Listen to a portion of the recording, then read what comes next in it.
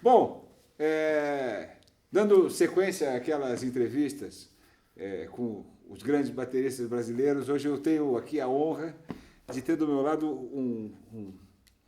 um companheiro mesmo. Assim, eu acho que eu posso falar isso assim, o Ramon Montagner, né? Conheci em Campinas, a gente tem praticamente a mesma idade, até onde eu sei, o Ramon é um mês mais novo do que eu, mas assim, eu preciso falar do susto que eu tomei na minha vida a primeira vez que eu vi o Ramon tocando. Eu lembro que foi em Campinas, eu tinha recém-chegado na Unicamp e me convidaram para ir num bar, lá no centro, não lembro que bar que era, ali no Cambuí, né? E eu lembro até hoje que vocês estavam tocando Made in Voyage, estava tocando de vassoura, estava o Thiago Costa, acho que estava o Nonato tocando contrabaixo. Space Quintet. Space Quintet. O nome Quem tocava saxofone? Era o, caramba... Era o Felipe Salles. Era o Felipe Salles. Felipe Salles. Levando o brother. O Levando brother, o Gratieri. Gratieri. E eu me lembro que os caras me levaram naquele lugar e eu me arrependi de ter ido. Porque a hora que eu entrei, que eu ouvi, eu falei, meu, o que está acontecendo aqui, bicho? E o Ramon tocava. Tinha o quê? Eu tinha 17 anos, você tinha 17 anos naquela época. Mas você tinha uma concepção. O Jaime já tinha me falado que você era aluno dele, as pessoas já tinham me falado, tem um moleque aqui em Campinas, o Ramon, e o Jaime já tinha me falado que você era aluno dele, mas que você já tinha estudado tudo, que ele já tinha mandado você embora. E eu fui lá ouvir, e assim, aquilo foi uma chapada na cabeça, porque era uma técnica impressionante, era um som de vassoura impressionante, uma consciência para improvisar, que eu falei, puxa vida, bicho, como isso já foi, assim. E aí eu comecei a ir bastante vezes, ver você tocar lá em Campinas, sempre naqueles bares por ali. E a gente teve, depois a gente teve uma amizade de ia na sua casa, né? Via lá o lugar que você estudava, a gente trocava os trabalhos, trocava umas coisas. Mas eu queria, então hoje aqui, que você contasse para todo mundo aqui como que foi esse seu início. Acho que tem alguma história antes disso, né? Eu peguei você ali com 17, não é possível que você tenha começado a tocar com 16, senão eu vou me jogar aqui desse andar agora. Eu toquei um pouco antes. Em primeiro lugar, quero agradecer pelo convite. Sou seu fã já desde sempre, né? E estar aqui falando com você é uma honra, você é um exemplo para todos nós bateristas, como conduzir a carreira, ter um trabalho, ter a postura profissional, e pô, isso é verdade. Isso é unanimidade, assim. Não sou eu que estou falando. Obrigado. Mas eu queria, então, eu comecei a tocar com 12 para 3, mas era guitarra. Fiz uns 6 meses de aula de guitarra. É verdade. Aí o cara chegou com uma caixa sem estante, uma máquina antibal com um pratinho velho. Puta, que legal, eu gostei. Fazer o quê? Eu gostei, não teve jeito. Aí comecei a tocar. Aí fiz aulas com o Brasa em Campinas. Nossa, o Brasa que tocava no Headline, que a gente falou agora. O Brasa do Headline. O Brasa ia dar aula em casa, não era isso? Ele ia na sua casa dar aula. Ele em casa, com o fusquinha dele. Eu lembro dele contando, quando eu conheci o Brasa, ele falou, não, porque eu montei um itinerário, eu saio, vou dar aula para esse, vou dar aula para aquele. Ele é vivo ainda, o Brasa? Cara, faz tempo que eu não vejo, mas acho que sim. Acho que sim, né? Acho que sim, faz um tempão que eu não vejo. Aí eu fiz aula com ele, depois eu comecei a fazer assim, logo, eu fazia aula com ele ainda, eu queria aprender a ler, aí fiz aula com o Jaime, que ele, assim, o Brasa era uma coisa mais prática, da noite, da coisa de a vivência mesmo. Aí fiz aula com o Jaime, quando eu comecei, ele ficou sabendo, ele ficou meio chateado. Não, o Brasa? O Brasa ficou meio enciumado. Bom, eu perguntei se ele era vivo ainda, mas se bobear, ele tá tocando lá em Campinas ainda. Eu nunca mais fiquei sabendo, mas eu espero que sim, porque, pô, era puta swing, né? Aquela malandragem. E aí eu fiz aula com o Jaime depois, acho que uns 3 anos. Jaime Pladeval.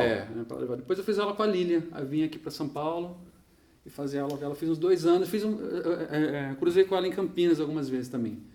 Fora da Unicamp, mas foi mais aqui em São Paulo. Você fazia aula com a Lilian aqui em Campinas? Aqui em São Paulo. Aqui em São Paulo, Você sabe que uma vez eu estava falando, uma vez eu fui ver você tocar, teve um show do Gilberto Gil lá em Campinas, no ginásio da Unicamp, e você abriu com a Banda Luau. Banda Luau. Depois eu toquei na Banda Luau também. Tocou, é verdade. Mas eu fui lá assistir, vocês tocavam um monte de coisa lá, e eu fiquei impressionado com você tocando daquele jeito lá, falei, e no outro dia eu tinha aula com a Lilian. No outro dia ou na outra semana? Não, na outra semana eu tinha aula com a Lilian. Então você tocou lá, isso, show, né? Então deve ter sido 10, 11 horas da noite, né? Com aquela bagunça toda, aquela coisa. E aí eu comentei com a Aline na outra semana, falei, puxa, Aline, eu fui ver o Ramon tocar, ele quebrou tudo, foi muito legal. Aí ela falou, eu sei que ele foi tocar. No outro dia, às 9 horas da manhã ou às 8, ele estava lá na minha casa tendo aula. Eu falei, que isso? Aquela vontade, né? Mas eu acho que é só isso que movimenta, né? Com certeza. Mas continua, você estava falando da Lília. Não, então eu fiz aula com ela um bom tempo, depois fiz aula de percussão aqui em São Paulo. Fiz aula de tábua um pouco com o Edgar Silva, fiz com o Paulo Campos. E acho que foi só, de percussão acho que foi só, se eu não me engano. Aí comecei a estudar percussão também uma época, né? Depois, assim, eu já tocava bateria. Eu quis colocar junto, quis tocar percussão também, depois eu quis misturar. Quando eu fiz o trabalho com o Alexandre e com ele lá, um pouco antes, já misturava, e aquele dueto foi um motivo para... A gente acabou criando algumas peças, não sei se você chegou a ver na época. Eu vi, claro. A gente criou algumas peças e eu queria usar aqueles pedais, coloquei uns pedais no pé, e coloquei as percussões. Comecei a misturar um pouco, de tocar junto, assim, simultaneamente, a bateria, a percussão. Foi aquela coisa impossível. Aquela coisa completamente impossível. Mas eu já lembro que lá em Campinas, eu me lembro que uma vez eu fui na sua casa, e você já tinha um set de percussão, tinha chegado um timbale, tinha um cara que tinha uma loja lá perto da nossa casa, que a gente morava mais ou menos perto ali. No meio do caminho tinha um cara que tinha uma loja que você tinha encomendado um set de timbale, de conga, e você já estava fazendo umas gigs de percussionista mesmo. Né? Como percussionista. Aí depois de um tempo foi assim, eu não fiz tantas gigs de percussão, mas sempre que eu ia gravar, eu gravava bateria e falava, eu gravo percussão também, e comecei a roubar o trampo dos amiguinhos, né? No bom sentido. Ele falou assim, eu toco, aí fui... Você tocava também, você não botou uma percussão eletrônica? Os coleguinhas. E aí foi indo, aí foi acompanhando, né, naquela fase, mas eu logo cedo, assim, já fui tocar na noite em Campinas, com os cantores, aquela coisa de tocar, acompanhar. Aí comecei a tocar com o Johnny, que foi um passo importante. Ele foi em Campinas, no Almanac, quando era na Paula Bueno. Nossa, eu lembro. Era o Albano e o Jorge Oscar. Eu fiz um som com o Albano e com o Jorge Oscar antes e depois. Tá. Ele foi tocar, eu acho que era o Murilo, o baterista. Tá. Era o Marcos Souza já. Já era o Marquinhos. O Marquinhos e o Murilo, se não me engano. Aí acho que ele estava já, acho que não estava já querendo trocar, mudar o som, alguma coisa. Ele falou, Marquinhos, chama o menino ver se ele está afim. Eu falei, claro, né? Quantos anos você tinha? Eu tinha 17 para 18. Acho que foi isso, 18 eu tinha. Que eu lembro que foi nessa época. Aí eu comecei a tocar com ele, comecei a tocar com ele pensando que nem aquela influência de Devil Echo, né? Pedal duplo, splash invertido, queria encher de notas. Acho que ele foi paciente comigo, Johnny. Ele e o Marquinhos, a banda foi paciente. Ele falou, deixa o moleque amadurecer. Aí eu fui, Você ficou bastante tempo lá? Fiquei 14 anos, né? Até ele falecer, você ficou? Assim, só alguns meses antes, acho que não chegou um ano antes dele falecer, quer dizer, um pouco antes dele ficar doente mais e parar, né? Acho que foi um ano e pouco a mais antes, então. Tá. Eu estava tocando com a Luísa Poça, assim, comecei a tocar com ela, acompanhar a cantora pop, eu queria tocar um pouco nesse meio. Aí bateram algumas datas, aí o Nelson Valência na época achou melhor, vamos puxar. O Nelson, que é... Porque por conta sua, você me mandou de sub. Eu fiz uns 2, 3 shows. Eu fiz um em Curitiba. Aliás, tem uma história muito engraçada. Seu carro quebrou lá? Não, meu carro quebrou no Rio. Mas em Curitiba teve uma mais engraçada, que Curitiba foi o primeiro show. E não era um show só do Johnny, era um show do Johnny com a Joyce Collins, a pianista. Eu lembro. E aí, eu me lembro que a Joyce chegou, bicho, e botou uma partitura enorme do lado da bateria, assim. Era a primeira passagem de som, eu estava super nervoso. Eu nunca tinha andado de avião, foi a primeira vez que eu andei de avião. Fomos para Curitiba. E aí eu me lembro que eu cheguei lá super nervoso, assim. E aí ela botou uma partitura do meu lado lá no Teatro Paiol. E ela contou 4. Contou 4 e eu comecei a tocar, achando que estava tocando, né? Comecei a tocar, assim, e não tinha nem tocado com o Johnny ainda. Estava ansioso para tocar com o Johnny, para ver como é que ia ser. E aí eu vi que foi todo mundo parando, assim. Parou o piano, parou o baixo, eu fiquei tocando. Aí eu parei de tocar, eu olhei para ela, ela olhou, ela estava parada olhando para mim, ela fez assim, Jesus. Ela mandou essa. Aí o Marquinhos foi super gentil, foi lá na partitura, falou, olha, isso aqui é assim, foi assim. Mas foi muito legal depois, eu agradeço muito pelos aqueles dias que eu acabei fazendo lá, depois fui para o Rio fazer com o Johnny lá, foi muito Acho que faz uma diferença na vida da pessoa, tocar com uma pessoa como o Johnny, né? Muda completamente Mesmo no começo eu entrando assim, fora de contexto, depois eu falei, comecei a ouvir mais as coisas. Eu já ouvia, mas aquela ânsia, moleque, né? Você estuda. Mas assim, para fazer aqueles shows eu peguei as gravações, que você já tinha gravado discos com ele. Aquilo era o máximo, era muito legal. Casava a coisa, de uma outra concepção, tocando com uma pessoa que tem uma história completamente diferente, mas super musical. Lá na frente depois eu fui me adaptando mais, eu acho que eu entrei mais na onda. Você sabe que uma vez um amigo meu, que é músico, mas assim, foi músico amador, né? Mas que é aquela pessoa que não tem muito, não sabe, por exemplo, não sabe quem é o Dave Weckl, não sabe quem é nada, não conhece nada de música mais a fundo, assim, né, profundamente, os instrumentistas, assim. E uma vez ele me falou, eu tava ouvindo no carro um som do Johnny Alf, tinha um batera animal. Eu falei, eu sei quem é, o Ramon. Chamava atenção, era muito legal. Legal, foi legal. Aí depois dessa fase assim com o Johnny, eu sempre toquei assim, vários tipos de som. Eu gosto de fazer vários tipos de som. Hoje menos, hoje eu já estou assim, acho que você vai amadurecendo, vai mudando mesmo, né? Hoje eu procuro mais assim um som que tenha mais a ver comigo, mas claro que o dia a dia a gente acaba acompanhando e faz várias coisas e vários trabalhos. Faz parte também, né? Eu acho também que hoje, não sei se você, já que a gente tem a mesma idade, a gente pode conversar sobre isso. Eu acho que hoje você tem outras demandas.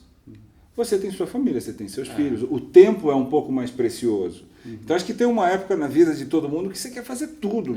Você não interessa o que você quer estar tocando. Exatamente. E chega uma hora que naturalmente você precisa... O seu tempo fica mais caro, não caro no sentido de dinheiro, mas fica mais importante. Fica um pouco mais difícil de você quer ficar um pouco, ter um pouco mais de tempo para você. E aí você tem que fazer.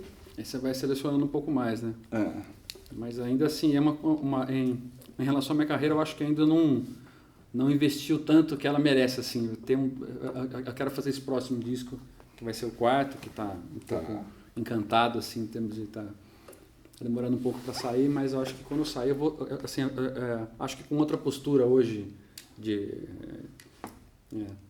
assim, na cabeça, assim, pensando diferente, eu acho que eu vou, assim, quero dar mais ênfase a ele e trabalhar mais esse tipo de som, porque chega uma hora que você começa só acompanhar, chega uma hora que você... Eu faço outros trabalhos instrumentais, mas acho que a maioria dos trabalhos são ainda muito acompanhando, assim. Eu entendo o que você está falando. Eu acho que isso tem, assim, uma coisa que a gente tem que falar. É um sonho você viver disso. Porque isso foi uma coisa que outro dia eu ouvi o Arthur Maia. Bicho, eu estava num hotel, eu ouvi, alguém me mandou um link de uma coisa que chegou no disco do Arthur Maia que eu ouvia muito quando eu morava em Campinas. Aí eu botei e era um som dele tocando lá no Sesc Paulista. E ele falava assim, essa é a minha profissão, eu ganho a minha vida com o meu sonho. E é verdade, é um sonho. Assim. Então, é um pouco isso, né? Mas é sua profissão, você tem que trabalhar. Agora, tem uma controvérsia no que você fala, porque eu me lembro assim, que a gente estava em Campinas ainda, acho que a gente... Você mudou para São Paulo um pouco depois, você fazia muito a ponte, né? Eu não tinha esse vínculo que você tinha com Campinas, você tem família em Campinas, tudo. Todo mundo de lá.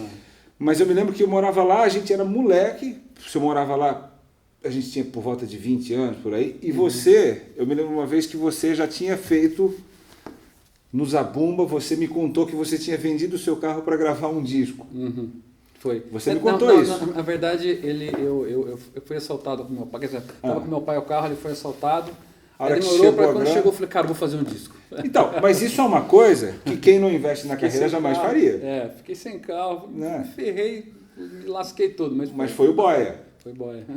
Então, assim, você fala isso que você tem que dar mais ênfase para sua carreira, mas eu acho que você é um puta de um cara empreendedor, porque nessa mesma época você já tinha o livro com o Gilberto, aquele livro que usa no mundo inteiro lá, foi um dos primeiros livros de bateria e contrabaixo. Falando de música brasileira, acho que feito por brasileiros, acho que sim, deve ter sido um dos primeiros. E aí eu sei que você fez outros discos depois, né? Teve uma época ali que eu acho que foi uma produção rápida, né? Você gravou uns 2, 3 seguidos, assim. Eu fiz em 2000, boy. Depois de 2007 saiu o Samba Só. Tá. Aí eu tinha acabado de sair o Samba Só, um cara que é amigo nosso lá da minha escola em Campinas, da Drumfield, que era com o Alexandre, ele falou, cara, vai lá gravar uma base, eu tenho lá uma grana, vai lá gravar uma base. Eu tinha acabado de sair o Samba Só, fazendo algumas coisas, eu falei, cara, vou fazer um disco mais pop, uma coisa que eu gosto de tocar. Aí chamei a moçada, fiz o Atemporal. Em 2007, que eu gravei quase tudo. Só saiu em 2012 o disco. Tá. Mas foram seguidas, foram próximas as gravações do Samba Só e do Atemporal, mas saiu só em 2012. Então você tem 3 discos. E esse último está um pouco demorado para sair, mas é um projeto que quero ainda gravar esse ano. Vai gravar. Aí investir mais, aí focar um pouco mais na carreira na sua assim, carreira. Própria, Isso é muito difícil. É difícil. Eu tenho um disco solo, meu, só. E isso que você está fazendo, que são 3 discos, isso é muito difícil. Então, a gente está aqui na FASM, e aqui na FASM eu vi você tocando com o seu grupo desse próximo disco que você vai gravar aí. E acho que ali é tudo gente que tem a mesma concepção de vida, assim, de tocar, de fazer é um amor à arte que a gente tem que ter, que com certeza ela vai te render frutos lá na frente, né? Mas quem estava aquele dia? Estava o Cidiel? Estava o Cidiel, estava o Guilherme Ribeiro. O Guilherme esse não veio. Dia foi o Moisés Alves. Foi o Moisés. Era o Rubinho e o JP. Olha, que legal. Era legal, E vocês não gravaram ainda? Ainda não gravamos. A gente fez alguns ensaios, né? Teve alguns percalços, a gente quero continuar esse semestre. Era o Moisés, não era o Ogair?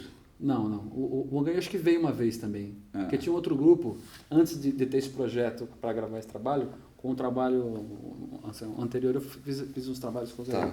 Mas assim, no show desse aqui foi feito trabalho aqui? Novo foi com o Moisés. Tomara que você grave logo isso, que a gente tenha eu quero. Pra gente ouvir aqui isso daí. E Ramon, e os livros? O negócio do DVD das vassourinhas que você fez? Esse eu gravei em 2006, 2007 também, lá no MT, foi em parceria assim, com o Giba e o Emerson Jordão, são os amigos que investiram no Giba Faveri, grande, né? Figura, amigo nosso. Aí foi independente, foi de maneira independente. Foi independente aquilo? Foi independente. E aí eu tenho divulgado ainda, sempre o pessoal compra, tem feito. Sim, é um produto que você tem. E aí eu fiz o livro, né, com o Gilberto, já foi antes, o livro foi antes, em 2005. Eu sou meio ruim de data. Tem problema, eu achava que o livro era até de antes, na verdade. O livro foi antes, depois saiu o DVD. O livro foi antes.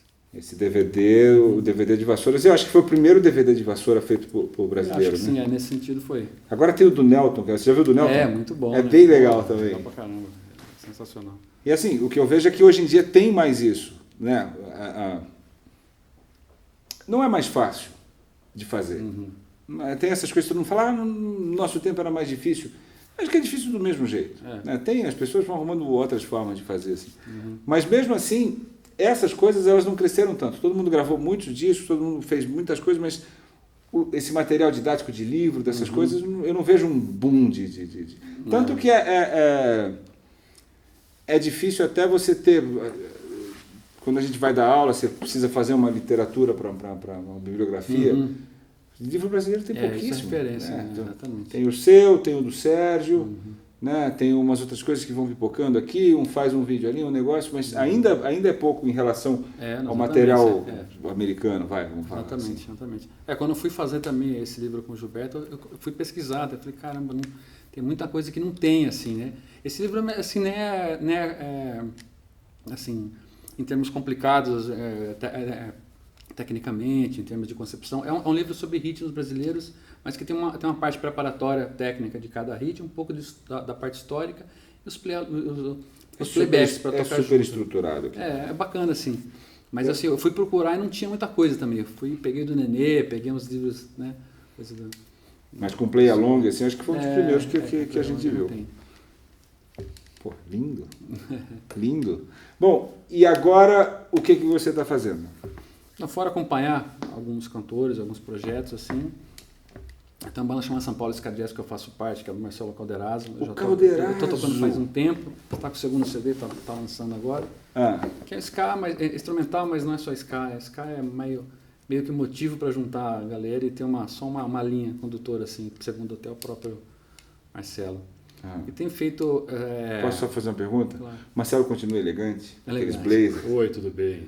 Puta, como era elegante, bicho. Vivia em Campinas. A gente sempre vivia em Campinas, aquele blazer. bando de gente louca, bicho. Parecia o Marcelo, sempre com blazer. Falava, não, mas continua.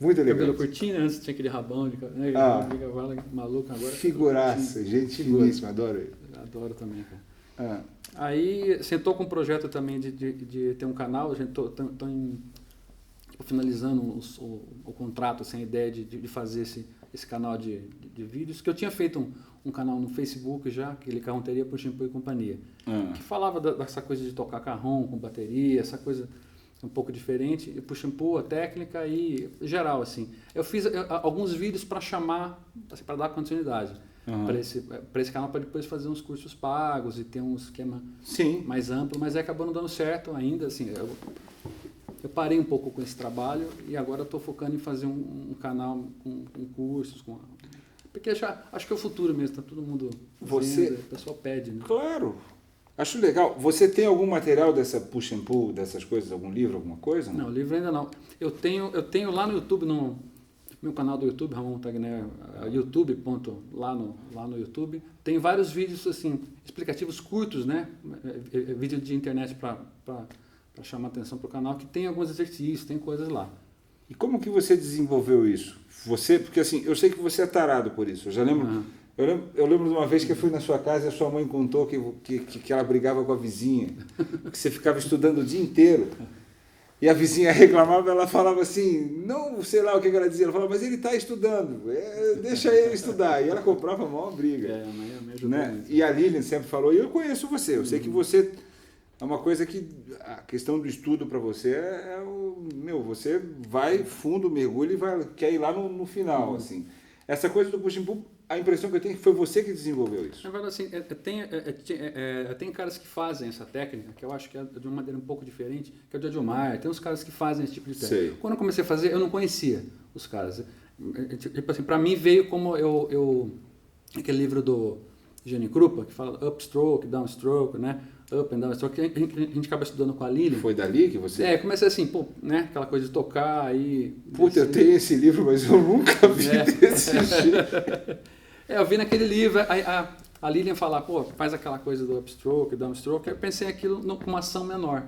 Fazer aquilo um pouco mais rápido com uma ação menor. E foi viajando, Campinas, São Paulo, Campinas, no volante, aonde você dava. Você tá brincando, dirigindo? Você nunca matou ninguém com isso? Sim, ficava cansado, ia pra cá. Nunca não saiba, não. Nunca matou ninguém? Eu só acordei depois de ter atropelado alguém. Posso pedir para você mostrar pra gente? Claro, Vou pegar uma baqueta, espera aí.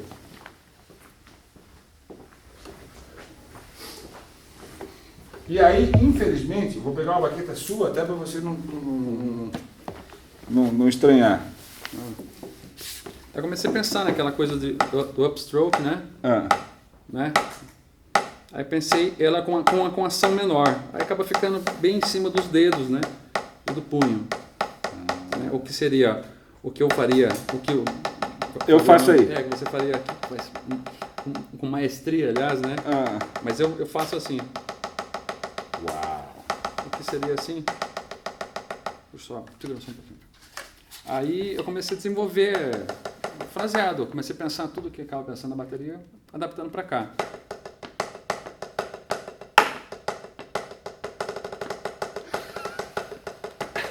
Aí pensando nesse estilo.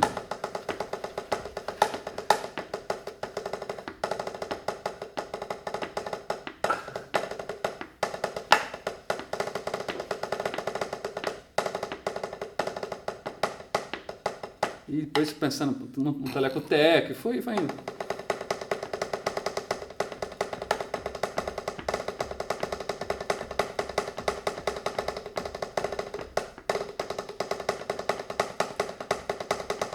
Fui pensando, adaptando sempre acentuação, fraseado. Caramba, isso é muito legal. Eu faço assim no passinho Turma da Mônica, assim. Passinho Turma da Mônica. Aí eu faço o processo, eu tento chegar ao processo dentro com a mão esquerda. Mas assim, pensando, a mão esquerda acaba usando mais para preenchimento, tocando, fazendo um comp, fazendo uma coisa. Vira uma outra coisa. Fica um pouco diferente. Não, mas é muito, parabéns, isso é muito... O desafio é fazer... Tem muito esforço aí. É um trampo. Não sei como é que você lida com isso, assim, mas eu vejo...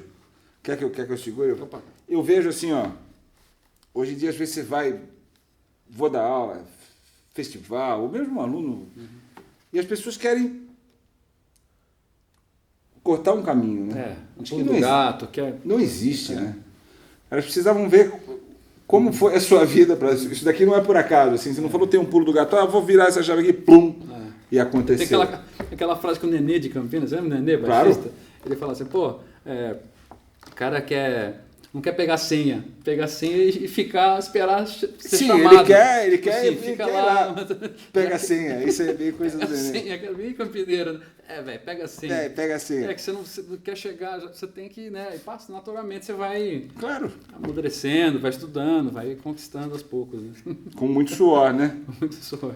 E só uma última coisa, assim, e esse eu não sei como a gente exemplificar, mas outro dia eu vi um workshop seu. Eu sempre digo que assim, o Ramon é a coisa mais impressionante que eu já vi de bateria, assim. Coisa de coordenação, de técnica, acho que vocês viram um pedacinho aqui assim, mas toda vez que eu vejo, eu tomo aquela mesma cacetada que eu tomei lá no Space Quintet. E a coisa que é mais impressionante, assim, eu nunca vi você ficar no mesmo lugar. Sempre que eu vejo você, tem uma coisa nova acontecendo, que eu sei que mesmo com essa demanda da vida, de você ter família, de você ter trabalho, de você ter uma coisa, você arruma tempo para você sentar lá e sair de um lugar para o outro, sem saber aonde isso vai te levar. Não é aquela coisa assim, vou fazer isso porque eu tenho esse trabalho, não. É de curioso, é de querer, né? E outro dia eu vi um vídeo, acho que era um workshop seu que você estava fazendo no Rio, não sei onde é que era. Mas era isso com percussão, com carrom, com umas coisas de percussão, né? de mão.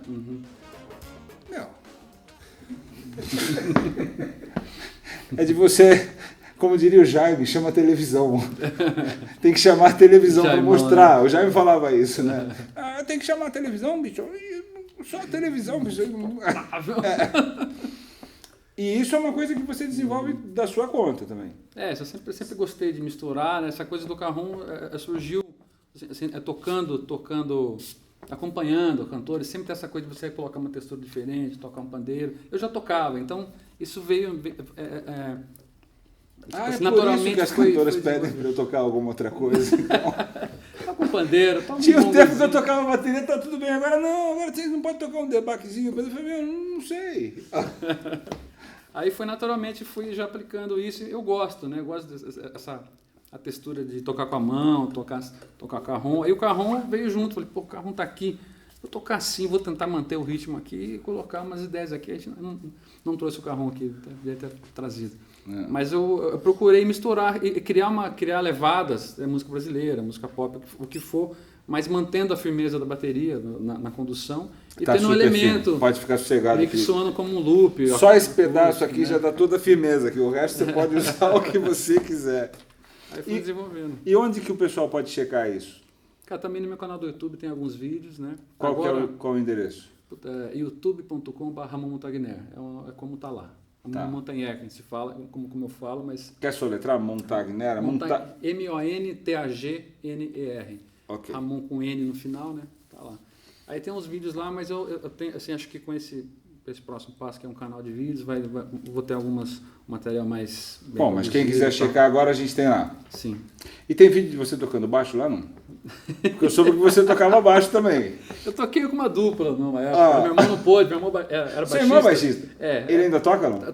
Ele toca, mas não profissionalmente. Ele trabalha com TI, né? Com outras coisas e toca de hobby hoje. Mas ele falou, não posso. Eu falei, eu vou. Deixa eu pegar. Cara de pau, né? Fui lá, cara de pau. Mas lá não tem vídeo de você tocando? Não, acho que não. Ainda bem. Mas eu vou procurar. Tá bom. Obrigado, viu, bicho? Pô, obrigado você. Obrigado. Tem alguma coisa especial que você queira ainda falar aqui pro pessoal, de divulgação de alguma coisa que você vai fazer, show? Acho que até o fim do ano, começo do ano que vem, devo estar lançando um novo livro também que eu estou desenvolvendo. Mais um livro? É de coordenação. Esse é um livro só meu, de coordenação mesmo. As coisas que eu aplico, mostro para os alunos. Eu tenho testado com os anos. Não, esse vai ser batera mesmo. Só bateria? Porque acho que nos vídeos, acho que essa técnica, as coisas de percussão, é legal ter um vídeo, o pessoal enxergar, acho que é bem mais visual do que... É legal ter o vídeo, legal, né, enxergar. Alguém que possa deixar você estudando 20 horas por dia. Mas fala um pouquinho desse livro, é um livro de coordenação. Isso. Em cima de sistemas, o que é que você basicamente você fez? essa linha que veio desde do Gary Chester, né? Vários outros autores, bateristas fizeram livros nesse sistema, né? Acho que vai nessa praia com... Monta um sistema, tem uma coisa... Pensando um pouquinho na música brasileira.